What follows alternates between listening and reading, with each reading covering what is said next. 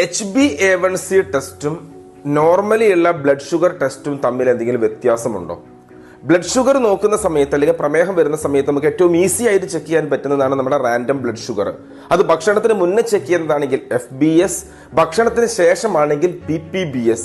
ഇത് ഏറ്റവും എളുപ്പമാണ്, പെട്ടെന്ന് ചെയ്യാൻ പറ്റുന്ന സംഭവമാണ്, വീട്ടിലിരുന്നു കൊണ്ട് തന്നെ ചെയ്യാൻ പറ്റും. പക്ഷെ എന്താ ചെയ്യുമ്പോൾ ഒരു പ്രശ്നം എന്താന്ന് പറയുകയാണെങ്കിൽ ആ സമയത്തെ ശരീരത്തിലുള്ള ബ്ലഡ് ഷുഗറിന്റെ അളവ് മാത്രമേ അത് കാണിക്കുകയുള്ളൂ.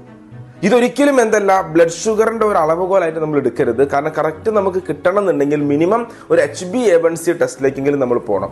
ഇത് പോകുമ്പോഴുള്ള ഗുണം എന്താണെന്നറിയോ? ലാസ്റ്റ് 3 മാസമായിട്ട് ശരീരത്തിന്റെ ഒരു ആവറേജ് ബ്ലഡ് ഷുഗറിന്റെ അളവ് നമുക്ക് എന്ത് ചെയ്യാൻ പറ്റും? HbA1c കണക്കാക്കാൻ പറ്റും. അപ്പോൾ ഒന്നുകൂടെ കൃത്യത വരുത്താൻ നമുക്ക് ഏത് നല്ലതാണ്? HbA1c നല്ലതാണ്. പക്ഷെ HbA1c ടെസ്റ്റ് കൃത്യതയുള്ളതാണ്. അത് ചെയ്തത് കൊണ്ട് കറക്റ്റ് ആവണമെന്നില്ല. ചെയ്യുന്ന രീതി, ചെയ്യുന്ന ലാബ് കൂടെ അതിൻ്റെ